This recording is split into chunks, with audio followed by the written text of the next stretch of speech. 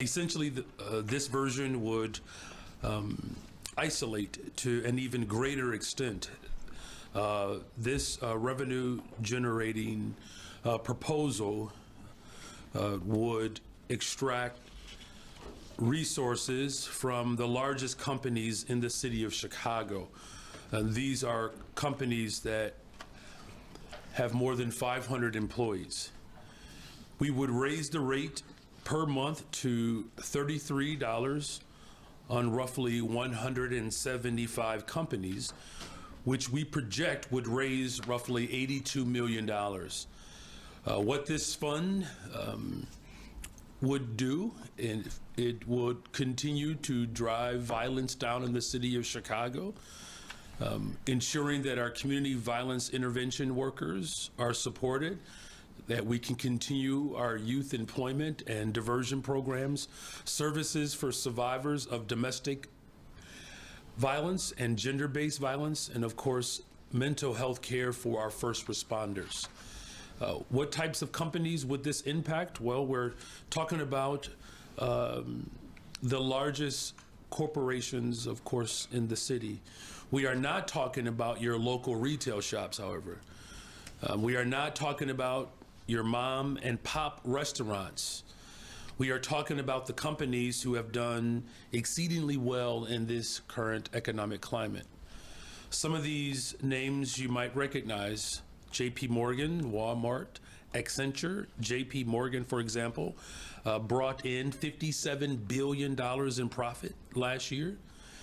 And keep in mind, you all, they received $11 billion in additional profit from the 2024 Trump tax breaks, which, as I've been saying, was the largest upward transfer of wealth in our nation's history.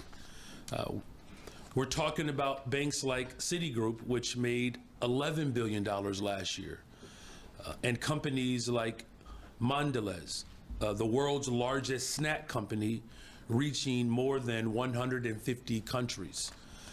Don't misunderstand me. We are certainly proud of Chicago and Chicago being home to many of these world-renowned powerhouse companies. But $30 a month is not going to change their bottom line. What they prioritize is a talent pool, which Chicago certainly has. But to attract more people, we need to continue to drive crime and violence down. Our work is nowhere near from being complete. If we look at a company like Bank of America, for example, they made $27 billion in profit last year, an additional $4 billion from the Trump tax cuts. The community safety surcharge would account for roughly 0.0008% of their annual revenue. That's less than 1,000%. Another myth that we need to dispel is the idea that this would be a, quote, job killer, unquote. Let's remember, you all, we had this tax in place for more than 40 years. When you ask what city has this worked in, well, it worked in Chicago. And we know that it can work again.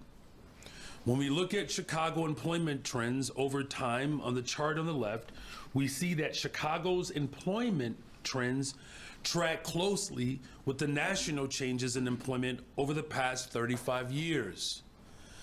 When employment goes up nationally, it certainly goes up in Chicago. When it falls nationally, it also falls in Chicago.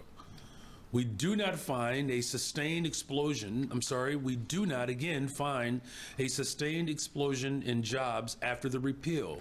In fact, it is difficult to tell where on this chart the repeal even happens because the trend remains constant. On the right, we see Chicago's comparative employment growth over the national average for the past 20 years. What you'll see is the period while we still had the corporate head tax had stronger job growth compared to the national average than the periods after repeal. This cuts directly against the idea that there is any correlation whatsoever between local marginal taxes and overall economic growth. And when we look at the cost of the repeal, we see that Chicagoans have lost out on more than $240 million in revenue that could have funded city services, that could have helped solve our structural deficit, that could have kept mental health clinics open. Instead, Chicagoans got higher property taxes, more regressive fines and cuts to services, while large corporations essentially got a tax cut. When you look at the combined tax rates of major cities, accounting for all the relevant direct and indirect taxes, you can see that Chicago has one of the lowest corporate tax rate of any major city in the country. We have the lowest of the 3 largest cities and the 4th lowest of the top 4 municipal economies. So in summary, number 1, the new model we are putting forward, responding to what we have heard from alders and residents, focuses on just the top few hundred companies. Number 2, the new model accounts for less than 0.1% for these companies. Number 3, a job boom failed to materialize. Number 4, the repeal cost Chicagoans hundreds of millions of dollars that was made up for in property taxes, regressive fines and cuts. And finally, contrary to what you will read in the editorial boards, Chicago lags other major cities and taxing corporations to fund vital services for our residents. I do appreciate the special attention to today's presentation, and with that, me and my administration are happy to take any of your questions. Okay, we'll do one and one. And just a reminder, it's not mandatory to ask a question, so if you don't have one, just keep it going. Good morning, Mayor. If the council does not pass a budget by the 31st, what happens in your view to city services, to paychecks for employees, and so on? Well, thank you for that. Again, I'm working overtime to avoid such a scenario. We all know that the last time a budget was this contentious is when Mayor Harold Washington was the mayor, and there was a block of 29 that were quite obstinate against the efforts to transform our economy. And so that's why our team is working overtime, repeating our desire to continue to build a coalition that allows for the city of Chicago to be a model for the rest of the country.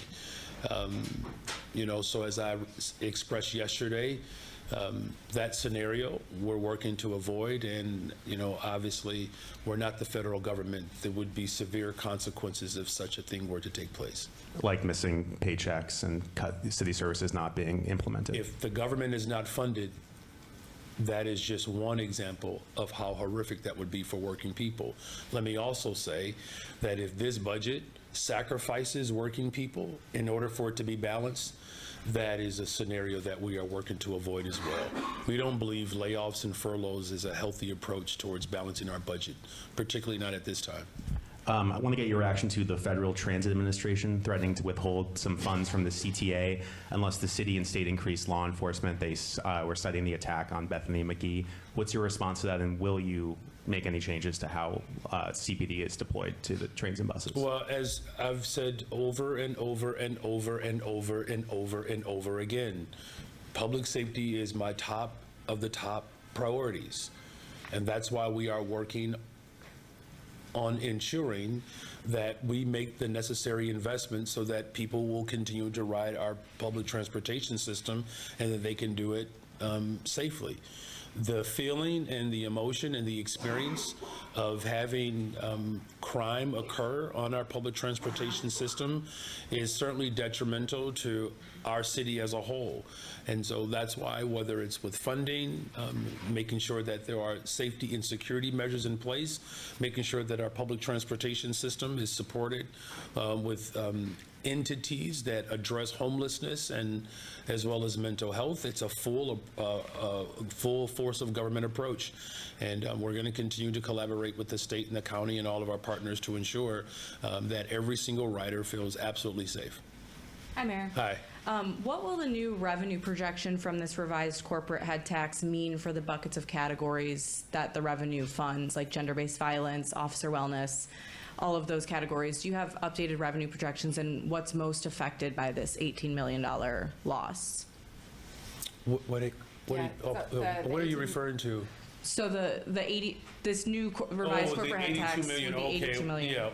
So what's most affected by that drop from $100 million to $82 million? The program for small business grants would not be funded, but all of Oh, the I got you. I got you. So all of the other categories would remain at the same Yes. revenue projections? That's correct. Okay. Some of the 26 alders, as you know, have taken issue with who oppose your budget, have taken issue with you personally not showing up to the meetings this past weekend. Are you considering, as you talk about this revised corporate head tax, personally showing up to pitch it to alders who oppose your I'm budget? terribly sorry that they feel that way, especially because I've had regular interactions with city council members on a consistent basis. Keep in mind, that was one meeting. Do you know how many meetings we've had with alders around this budget? Dozens and dozens and dozens of meetings. Right, so I do appreciate their desire to see my face, and I have the best, most capable, competent, loving, compassionate individuals that work overtime in this administration. They spend 8 hours on Saturday going through line by line by line. Now, mind you, these alders have had the budget for 2 months. We started the process back in January, hosting community meetings. Even after I presented the budget, we've done town halls. Many of you have participated in those town halls. This certainly does not lack, transparency. As I've said over and over again, there's nothing surreptitious about how we deliver, and showcase our work. So I was on the phone last night with a couple of alders. Quite frankly, I've been talking to faith leaders, business leaders. I talk to more people, in my life now that I may she rest in peace. My mother would remind me growing up that I talked a lot. I'll say it like that. And boy, Mommy, if you could see me now. Good morning, Mayor. Good morning. Has the business community, any specific groups, been consulted already about this revised head tax proposal, and do you believe it's something that they're more amicable to? Well, do I believe the Bears can get into the playoffs? I don't know if it's, appropriate for me to, put an over-under on, a belief. What I can tell you is that we're working within the confines of the facts. And the facts do matter here. That, CEOs have said to me repeatedly, Mayor Johnson, we need you to confront head-on the issue of violence in this city. And I took that challenge and I take it seriously. And they've also said they believe in the programs that we're investing in, CVI. Check. They believe in youth employment. Check. In fact, many of these corporations, we're working with them to help us expand youth employment. So, we've had constant conversations with interest groups that have expressed opposition to them paying 0.0008% into community safety. The last thing that I will attempt to say around this is that this is an investment. The return on this investment from our largest corporations would be to save more lives and to create more opportunities for people. That's a worthwhile investment. And for the roughly 350 companies that would be affected? 175. Is that correct? It said 350 on the slide. It wasn't updated on the slide. It was not updated. It's so apologies. 175. It's actually 175. Regardless, for the roughly 175 companies that would be affected, do you have a dollar figure for how much that would translate to monthly and annually for those companies? Thank you for the homework assignment. If that number is important to you, we'll try to do that math. Jill, thank you. Good morning. Do you plan to work with the CTA at all to address these safety demands from the FTA? Do I plan to work? We work with the CTA all the time. Are there specific measures that you'd like to see Yeah, as so you as we receive? talked about, like these investments, again, as I've said repeatedly, we do have to look at what the security apparatus looks like for public transportation. CPD plays a role in that. The City Department of Public Health plays a role in that. All of us play a role in ensuring that CTA riders experience maximum safety. They sent a letter. Do you plan to respond to the Yes. FTA? You do? Yeah. Okay. And then we heard from one rider this morning that they think it might be an overreach from the federal government to send you and the governor a letter to make these demands. Do you feel that way? I believe that what this administration is doing, there's no question that they have not only trampled on our Constitution, but, I don't need a letter from the Trump administration to tell me what my priorities are, because we've already made them clear what our priorities are. And we certainly, do not need an administration that continues to politicize, on what really could be addressed collectively. Thank you. Good morning, Mayor. Good How are morning. you? This is another question about the transportation letter that was just sent overnight. Last question with this is basically you all don't have a permanent leader over CTA right now. So how does that put more pressure on you and other leaders here in the city and within the county to try to make this safer for riders? Yeah, there's no pressure there. No. Morning, Mayor. Good morning. I'm wondering if you put this new proposal out, do you figure this is going to give you, allow you to pick off a few of the opposition alders, as I might call them, and will you then go ahead and present a budget in the coming days or next week to get a vote on your plan? Well, look, there are some alders that have expressed a desire to concentrate this revenue stream for community safety to a more hyper group of corporations. This does that. In fact, one thought was if we establish this revenue stream using the guidelines of what the federal guidelines constitute as a small business, I put that in quotations intentionally, this certainly addresses that. But it also ensures that the people who still believe that this is a worthwhile investment, that it protects us in that regard as well, right? Because there are a number of alders that have made it very clear that absent this community safety fund, they would have a difficult time supporting this budget, right? So do I think that this places us in a stronger position? I do, because, again, you all have asked, and I have repeatedly demonstrated my willingness to have compromise around the details of my values. Here is yet another example where our values and investing in community safety are maintained and negotiating the details around that to ensure that we can still accomplish it. That's what this proposal does. Now, in terms of when we actually put it up on the board, we'll talk with our IGA team. I'm ready to go now, right? I mean, I believe that the budget that I presented was ready to go.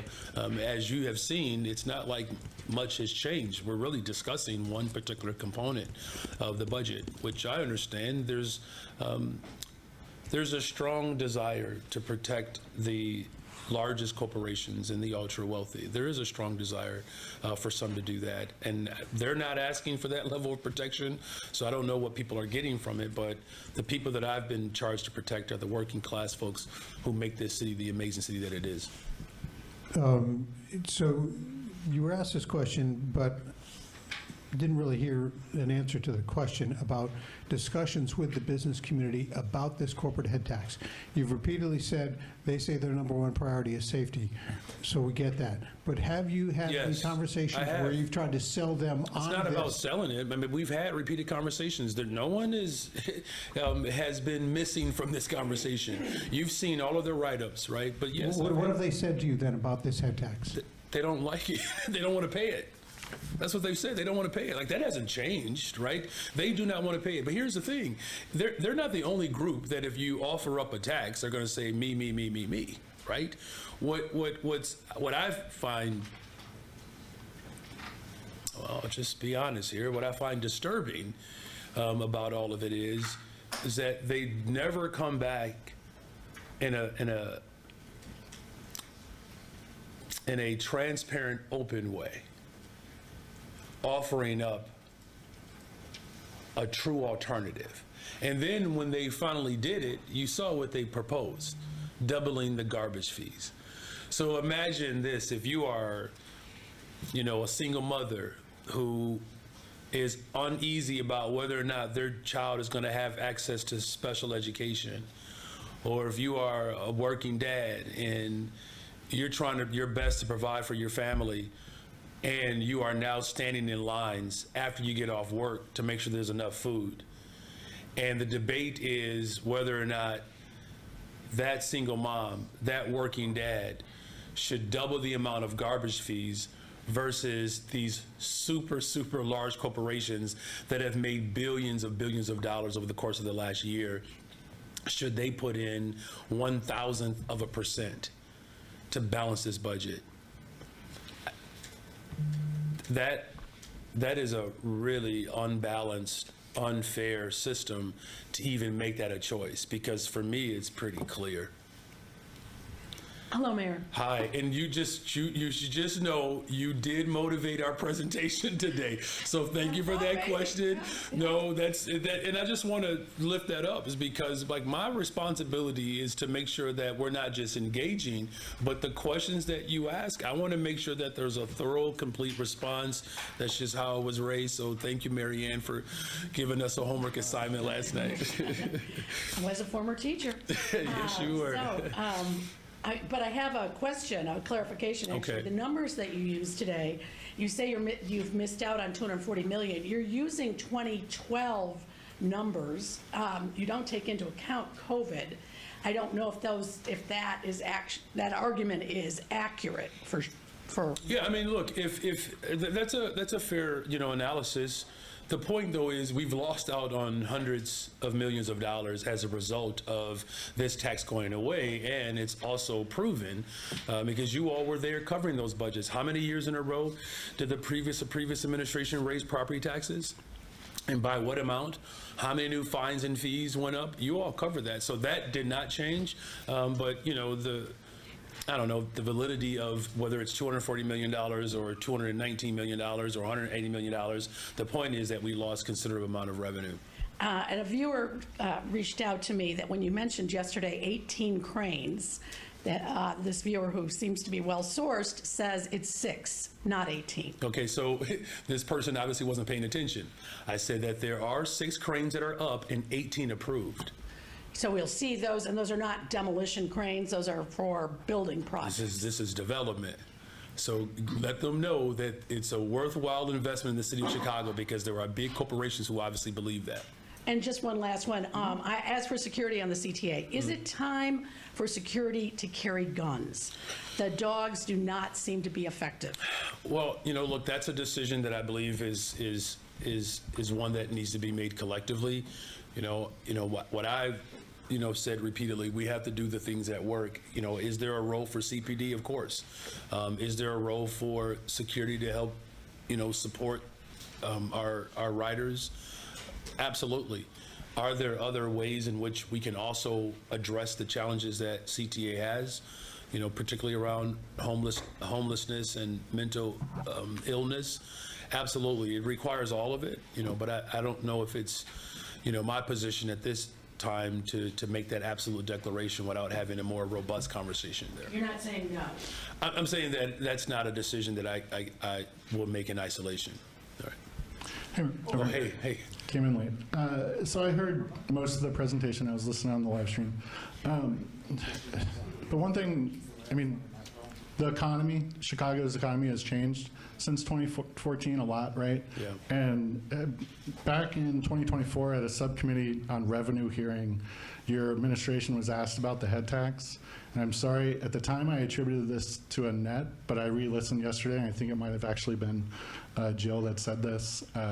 So sorry, but it said, we are not at full capacity. We have a lot of vacancies. We have corporations that are making decisions about whether or not they're going to stay hybrid. We have to think intentionally about how circumstances change. The head tax in particular relies on actual employees being in the city. That was a year ago. Do you think that the city is now at a place in terms of downtown vacancies that the head tax, that those concerns that you flagged then are no longer valid? Well, look, the concerns around ensuring that that government shifts towards the direction that our economy is going in, we are addressing that, right? Because our economy is becoming more digitized. And so that's why a year later we have the smart tax. It's why we are, doggish about the repurposing of downtown vacancy into housing and including affordable housing. There are developers that are putting their resources up front without any city assistance because they see the trajectory of our economy. As far as like how, we have calculated this particular latest iteration of this community safety surcharge, I still believe reflects what is still very strong about, our economy, that we do have, the most dynamic world-renowned companies that are situated here. Annette talks about this all the time. People talk about Ken Griffin leaving, but his people didn't. Citadel's still here. So, between, I think to your colleague's question about the 6 cranes and the 18 that are committed, the 1901 project, the redevelopment of downtown LaSalle Street.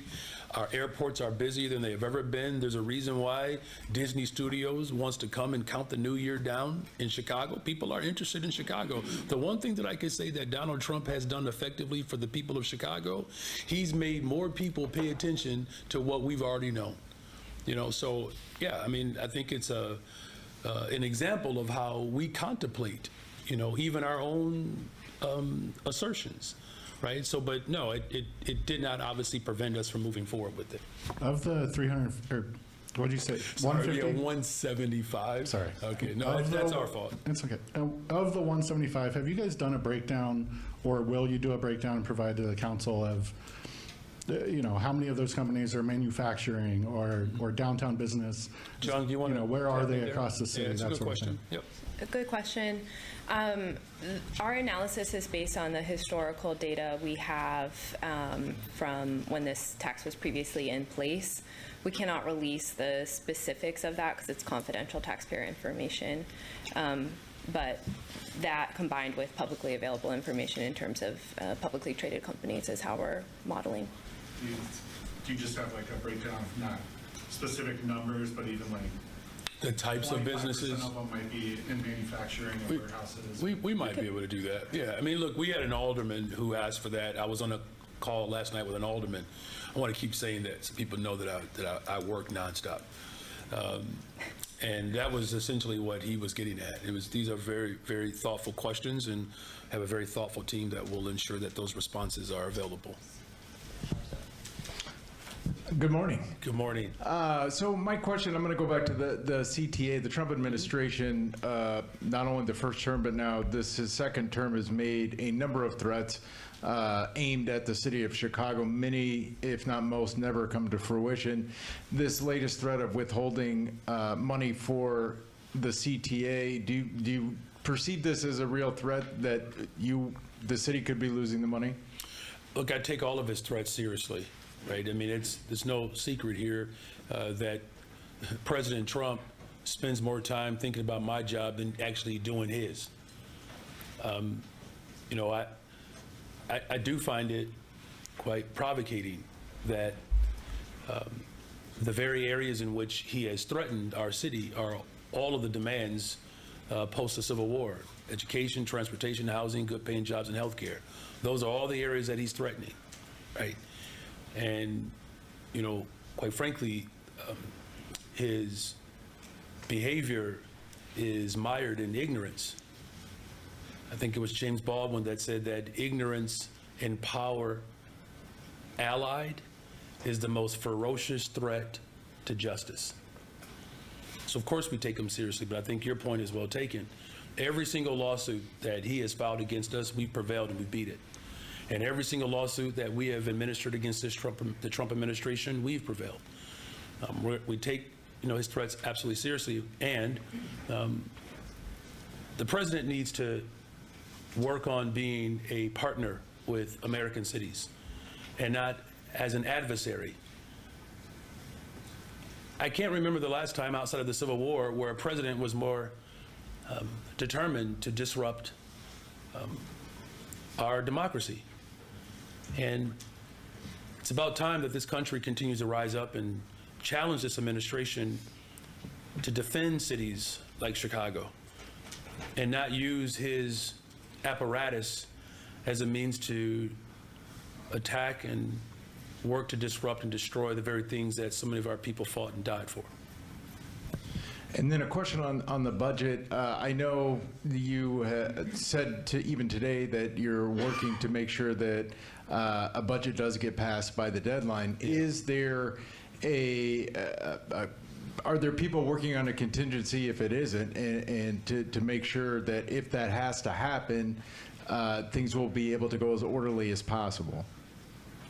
Well, let me just reiterate that I'm working overtime to ensure that we pass a budget that's balanced and that we don't sacrifice working people and that we avoid a shutdown. The City Council does have an opportunity to respond to now this proposal.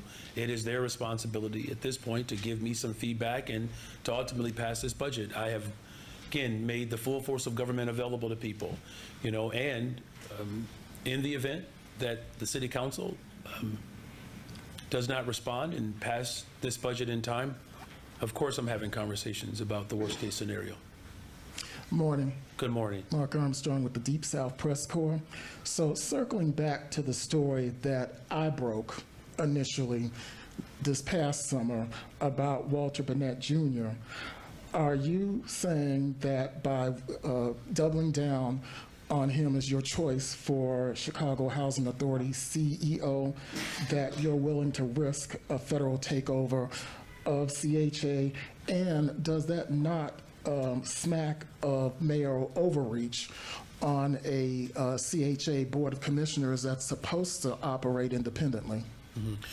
Well, look, my support of the former alderman, the former vice mayor, is firmly situated based upon his experience and expertise, as well as his ability to get things done. As far as the responsibility that the Board of Commissioners have to, react to my recommendations, that is not an overreach. That is the proper course of governance. Look, my but you've been position saying has that he's definitely going to be the CEO. I'm saying that he is still my choice. Okay. Yeah. But you're not putting any pressure on CHA to make him the permanent CEO, although he's your preferred choice. I don't place pressure on anyone. Okay. Got it. Second question. So why should foundational Black American Chicagoans trust you on doing the right thing with your reparations task force when you and some of its members revealed during a Bronzeville event last week that they are being weaponized to pressure the alderfolk into supporting your proposed budget? Could you restate the last part, the suffix of your Okay. question? When they're saying this, and this was an event. Who's they? Supposedly. Who's they? They being the members of the reparations task force. My cauldron sources say that you and several members of the reparations task force appeared at an event at the Chicago Bee Library, during which they said that they were going to partner, or you all were going to partner on putting pressure on the aldermen and alderwomen to approve your version of the budget. for 2000. Oh, I think I understand your premise of your question, that the reparations task force is being used as a pressure point for the budget. Right. That's not true. Right. Supposedly they said Yeah, no, that, it's not true. that Look, they there couldn't go ahead with the work of the task Oh, force no, that's- until the budget was passed. Well, that's a mischaracterization. Here's what exists. The budget that we secured for the task force, that budget was secured in the last year's budget. This year's budget that we're currently living under. So the two are, in this regard, are mutually exclusive. All right, Thank you, Mark. Thanks, Mark. Thank you, Mark. Appreciate your time. Has there been any spending on it? Because We got it. asked you to account for spending for almost Mark, we 2 gotta- months we gotta now, keep and moving. We haven't heard anything back. You keep saying you're going to get back and never do it. Okay. Thank you, Mark. How you doing, Mayor Johnson? Overjoyed. It's that time of the year. 'Tis the season to be jolly. I can sense the joy from here, sir. A question about the community safety surcharge and the revisions to it. These are also companies that are best suited and best positioned to tell their workers, hey, guess what? You're going to start working in Downers Grove now, 5 days a week, in order to avoid this tax burden. How does this revised proposal deal with the possibility of an increase in remote work by some of the very companies that it is targeting? Thank you for that question. This tax, as the mayor stated, is 0.0008% of a typical payroll or revenue. That is not enough to pick up your entire corporation and move to the suburbs. What companies rely on is a talent pool. And what attracts the smartest, most capable residents to this city, whether they come here for college, they were raised here, they can stay here, is having the safest, most affordable big city in the country. And so we believe that by investing in community safety, we can continue to build an incredible talent pool for these corporations. But it's possible, isn't it, Ms. Yoon, that there are people who are working in Chicago-based offices and they may live in suburbs of Chicago and may in fact be asked by those companies, guess what, you can work from home now. I mean, look, Elmhurst anything is possible, right? I mean, right, so, but if you're asking us to base all of our decisions on speculation, then you couldn't make a decision at all. I mean, it is very much possible that if the proposal to double garbage fees, that could cause greater exodus within black communities. That's also possible, right? It's also possible that if, we cut the budget based upon what has been proposed for youth employment and 5,000 less young people have access to jobs, it's possible that a percentage of those individuals could end up getting harmed, right? I think the point, though, that we're really trying to drive down is people want to be in Chicago. These huge corporations are not going to make a financial decision based upon what essentially could be a rounding error. It's going to cause people more to leave. In fact, remember when Ken Griffin threatened to leave? Citadel is still here. These are threats that are made constantly, right? And we just went through a presentation where it's demonstrated that of all the major cities, we have a friendlier environment for corporations than New York and Los Angeles. And I think to Chung's point around the talent pool, I was just with some students at Loyola, and it was about a group of 50 students there.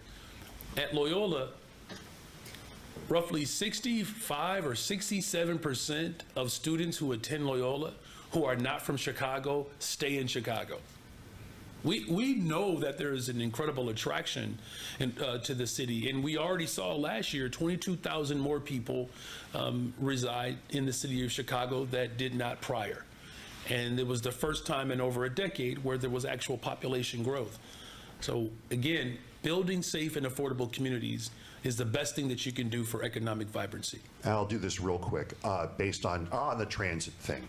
Are you personally frustrated that, as you refer to them, isolated incidents of violence on the CTA are getting outsized attention based on factors outside the city? Well, look, I think every time I receive a report, and this happens every day, of an act of violence, it does affect me, and it is frustrating, and it does affect me in a personal way. You know, here's something. You know, last night and the night before, there were 2 acts of violence, and they were both suicides.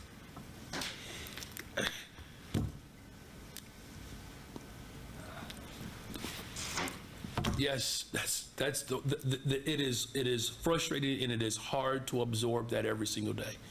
You know, and as much as I recognize that those acts of violence that garner more attention, it doesn't just frustrate me, it drives me to want to get it right. I had a really humbling experience a couple of weeks ago. I won't tell you how late I was out because I don't want you to judge me. But I went out to this late gathering right after Thanksgiving. I was invited, and I was in the room, and from across the room, I hear Mr. Johnson. Someone screaming from across the room, "Mr. Johnson, Mr. Johnson." It was one of my former students. And there's something very humbling, maybe even something wrong about being at a party that late at night with one of your former students who's now 30 years old. And, you know, first of all, she called me Mr. Johnson. She didn't call me Mr. Mayor, which tells you, Marianne, that the position as a teacher is a far hierarchy in terms of relevance, and as a teacher. And she said, you know, Mr. Johnson, you were just so strict. You were so strict.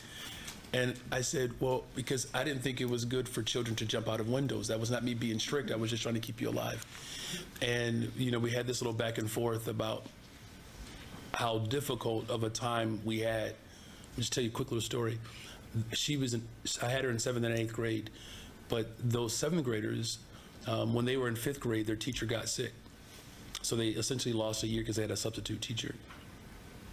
When they got to 6th grade, the teacher who had them was a retiring librarian, so it wasn't a good fit. And then when they got to 7th grade, they got a brand new teacher. I mean, this is a recipe for a disaster or a really good movie one day. And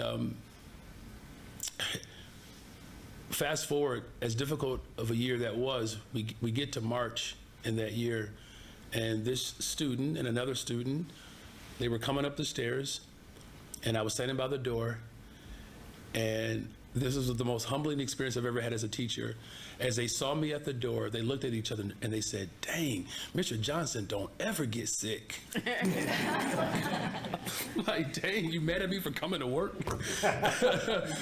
and I'm saying that to say is that as difficult as it was, all it does is it drives me to want to get it right. Is what I'm getting at. And so when I hear and we experience these type of incidents that get more attention, that doesn't deter me. It doesn't reduce, you know, my approach. It just makes me more determined to show up, even sometimes when you're not always 100%. Mayor, can I ask you to that point, what are specific steps that you would take, the FTA requiring the safety plan pretty quickly and implementation quickly? What steps will people see? We know you're not decided yet on whether officers would carry guns, but what changes can be made? Well, I mean, look, the good news is that we do have an influx of revenue that is coming to Chicago. And, you know, with that revenue, it allows us to actually expand, you know, many of the things that we're already doing. And so, you know, again, this is a very robust moment in our city's history where, again, whether it's determining what the footprint of CPD needs to be, there's some considerations there. What does a unified security system particularly look like for all of transportation? That's been discussed. Again, how do we make sure that, you know, individuals who are traumatized are receiving services that are trauma informed?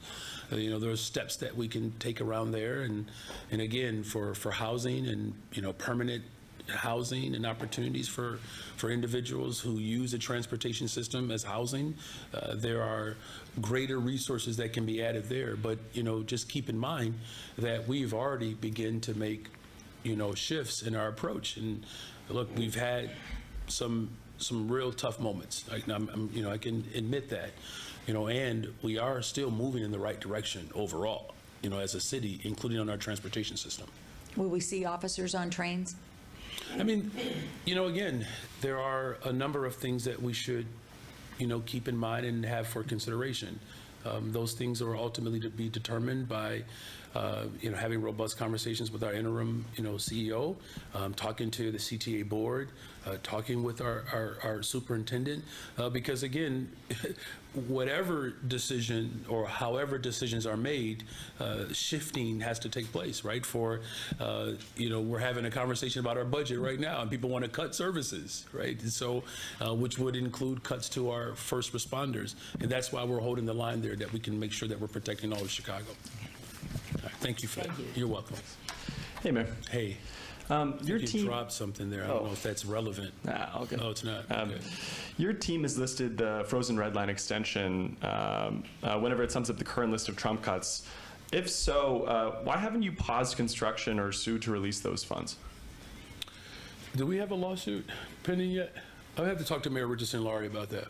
But I believe we have a lawsuit already in motion because what he is doing, we know is illegal and unconstitutional.